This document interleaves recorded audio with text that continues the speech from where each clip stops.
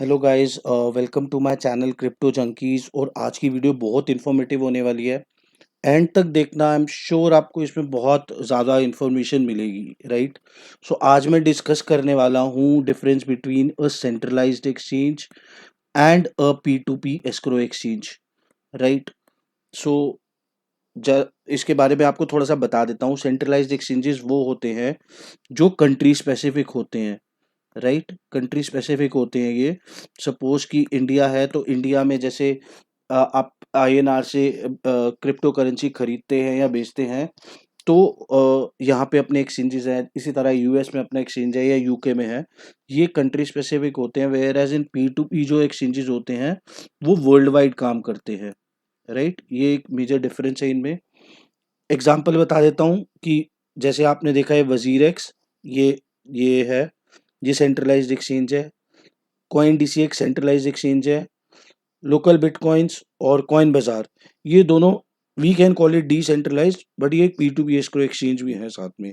और जो centralised exchanges है उनको हम डेरिवेटिव एक्सचेंज भी बोल देते हैं एट टाइम्स, क्योंकि उसके अंदर आप वेरियस क्रिप्टो करेंसी खरीद और बाय कर सकते हो, राइट। सो अब मैं आपको चैलेंजेस बताता हूँ जो लोग फेस करते हैं while using these two platform. सबसे बड़ी बात है सेंट्रलाइज्ड एक्सचेंज के अंदर बताता हूँ। सेंट्रलाइज्ड एक्सचेंज के अंदर जो प्राइस है वो प्राइस मोनोपोलाइज्ड होता है, राइट। वेयर एज इन इसके अंदर कॉम्पिटिटिवनेस होती है, राइट। सो मोनोपोलाइज प्राइस का मतलब होता है कि जो भी कंपनी डिसाइड करती है आपको बिटकॉइंस खरीदने या बेचने के लिए, आप उन्हीं पे उसी प्राइस पे खरीदते हो। So purchasing can not be purchasing can be manipulated in this way, right. कि आपको प्राइस कंपनी से लेना है और कंपनी में दे रहा है, वेयर एज इन क्योंकि कंपनी ज्यादा भी कर सकती है, प्राइस को कम भी कर सकती है, अपने अकॉर्डिंगली मार्जिन लगा सकती है। Whereas in P to P escrow exchanges के अंदर पर्सन टू पर्सन करते हैं, लोग करते हैं। तो यहाँ पे जो प्राइस है वो आपको डिफरेंट मिलते हैं। आई मीन बाइंग और सेलिंग में आपको डिफरेंट प्राइसेस मिलते हैं, क्योंकि यहाँ लोग करते हैं तो एक कॉम्पिटिटिवनेस होती है कि सपोज एक पर्सन बेच रहा है एक बिटकॉइन $34,000 का, तो दूसरा पर्सन बेच रहा है $33,800 का। सो आपको एक कॉम्पिटिटिवनेस मिलती है, वेयर एज इन यहाँ पे प्राइस बाउंडेशन होती है एक सेंट्रलाइज्ड एक्सचेंज में, which is kind of drawback, because ultimately अगर आपको कहीं पे कम मिल रहा है और आपने यहाँ पे पैसे डाल रखे सेंट्रलाइज्ड एक्सचेंज में, तो आपको वहीं से खरीदना पड़ेगा। सेकेंड थिंग इज कि सेंट्रलाइज्ड एक्सचेंजेस के अंदर जनरली फीस बहुत ज्यादा होती है, राइट। अब मैं आपको खोल के दिखा देता हूँ कि सपोज हम वजीरेक्स देखते हैं। वजीरेक्स के अंदर आप, ये मैंने ऑलरेडी करके देखा है कि वजीरेक्स के अंदर सपोज मैं गया हूँ यहाँ पे, तो आप मिनिमम बिटकॉइन यहाँ से निकाल सकते हैं 0.001, जो कि आज की डेट में आई थिंक 300 $350 के हैं। वेयर एज इन उसमें आप सॉरी $23 $30 के हैं, 38 डॉलर्स के, जिसके अंदर आप फीस देते हैं $23। सो आप समझ सकते हैं कि आपकी जो फीस है एक्चुअली में, वो फीस बहुत ज्यादा होती है सेंट्रलाइज्ड एक्सचेंज में। P to P escrow exchanges में कंपैरेटिवली लेस फीस होती है, और इसके अंदर आपको फीस बाइंग और सेलिंग पे देनी पड़ती है सेंट्रलाइज्ड एक्सचेंज में। वेदर आप बाइंग कर रहे हो और सेलिंग कर रहे हो तो ये मार्जिन लेते हैं। But P to P escrow exchanges के अंदर ट्रेडर्स को कोई फीस नहीं देनी पड़ती, ओनली एडवर्टाइजर को होती है। तो सपोज आप बिटकॉइंस खरीदने गए हो या बेचने गए हो और आप ट्रेडर हो, और जो दूसरा एडवर्टाइजर है जो ऑलरेडी एडवर्टाइज कर रहा है वहां पे अपनी ऑफर चला रहा है, उसको एक फीस देनी पड़ती है, बट ट्रेडर को नहीं देनी पड़ती, राइट। तीसरा एक पॉइंट आपको बताता हूँ जो कि मेजर पॉइंट है इसके अंदर, कि सेंट्रलाइज्ड एक्सचेंजेस के अंदर, राइट, सेंट्रलाइज्ड एक्सचेंजेस के अंदर जो सबसे बड़ी मेजर प्रॉब्लम आती है वो आती है जब मार्केट अप या डाउन होती है। सो मार्केट सपोज एकदम इंस्टेंटली, राइट, मार्केट एकदम इंस्टेंटली अप होती है या एकदम डाउन होती है। मोस्ट ऑफ द टाइम, एक रीसेंट एग्जांपल भी हमने देखा है वजीरेक्स का, मोस्ट ऑफ द टाइम क्या होता है, इनके पास लिक्विडिटी का इशू आना शुरू हो जाता है कि आप कैश कराना चाहते हैं बट आपकी ऐप नहीं चलती या वो पैसे आपको कैश नहीं हो पाते। जिससे कि ये प्रॉब्लम होती है कि अगर आपने हाई प्राइस पे खरीद रखा है या लोअर प्राइस पे खरीद रखा है और अब आप हायर प्राइस पे बेचना चाहते हो और एकदम इंस्टेंट हो गया, तो आप उसको लिक्विडेट नहीं कर पाते, क्योंकि सारा का सारा कंपनी ही मैनेज करती है। Whereas in P2P escrow exchanges के अंदर प्राइस का अप जाना या लो जाना, इससे कोई फर्क नहीं पड़ता। एडवर्टीजर्स अपनी प्राइस इंस्टेंटली सेट कर लेते हैं, राइट। और यहाँ पे आपको बाइंग और सेलिंग में कभी प्रॉब्लम नहीं होती है as compare to centralized exchanges. I am sorry, एक पॉइंट मैं आपको और बताता हूँ इसमें। सेंट्रलाइज्ड एक्सचेंजेस जो होते हैं उनका सबसे बड़ा एक और नॉट ड्रॉबैक, बट उनको एक रेगुलेशंस के थ्रू ही चलना पड़ता है। सो अगर इंडियन गवर्नमेंट सपोज बोलेगी कि आज बिटकॉइन हमारे यहाँ नहीं चलेगा, तो एग्जैक्टली सेम वे जेपे हो या कोई भी कंपनी हो, हमने देखा था 2 साल पहले या 1 साल पहले सब बंद हो गया था। सो इनको रेगुलेशंस के थ्रू ही चलना पड़ता है। चलना इनको भी रेगुलेशंस के थ्रू चलना पड़ता है, मगर P2P को भी। बट इनकी जो रेगुलेशंस है वो उस कंट्री के लिए वैलिड है जहां पे वो रजिस्टर्ड है, मगर इन कंपनी के लिए रेगुलेशंस गवर्नमेंट डिसाइड करती है और बैंक्स डिसाइड करते हैं। इसके अंदर बैंक्स और गवर्नमेंट डिसाइड नहीं करती। रीजन ये है कि यहाँ पे सपोज इंडिया में कोई ट्रेड करना चाहता है एस्क्रो एक्सचेंज में, तो वो जाके कर सकता है।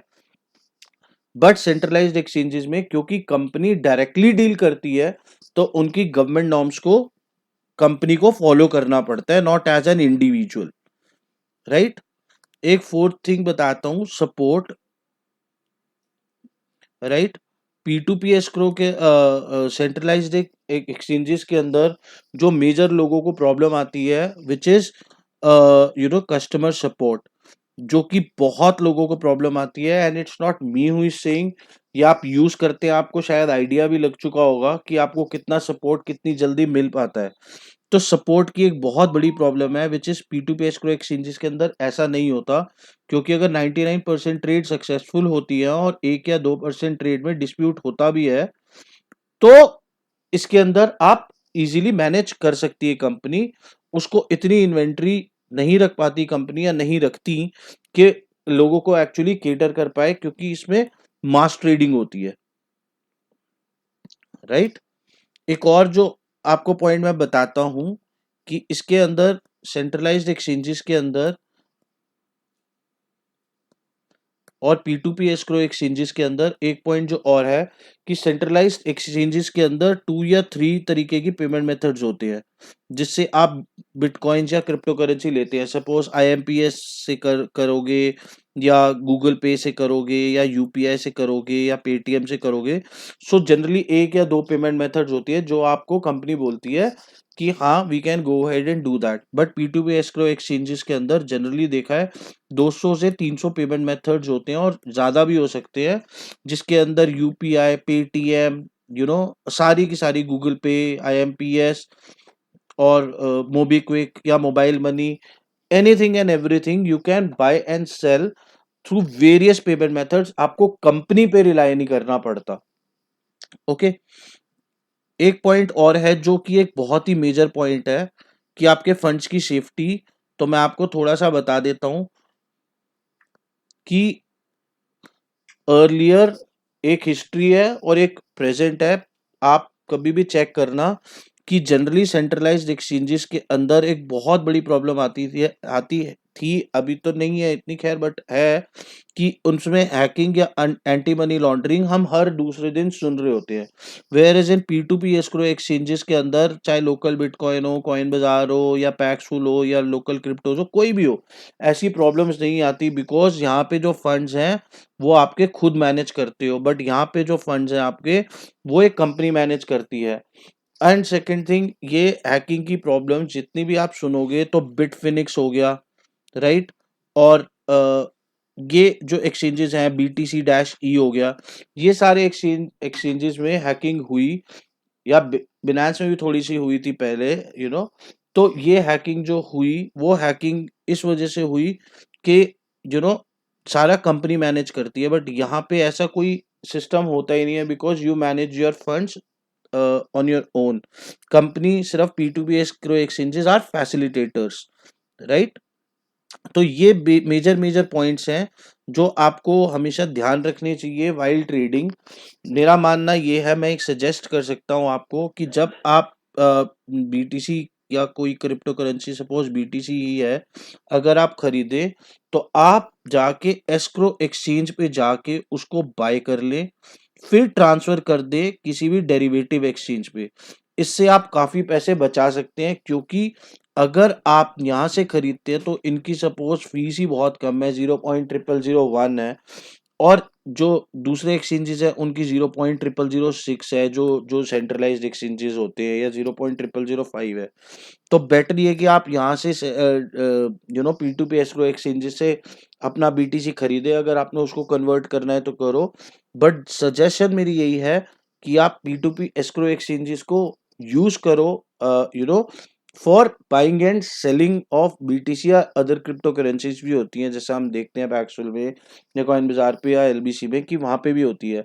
इससे आपकी फीस बहुत बचती है, बट यहाँ पे एक्चुअली में आप फीस इतनी दे देते हो कि अल्टीमेटली छोटा ट्रेडर हमेशा ही लॉस में रहता है, right. So these are some few analysis that I have given you. आप इसमें चेक करना कि आप किसमें फॉल करते हो, कितना सही है, कितना वो सारी चीजें हैं। And let me know in your comment box कि कोई मेरा पॉइंट छूट गया हो, तो please let me know in comments. Okay, thank you, have a good day, bye bye, like and subscribe to my channel, thanks.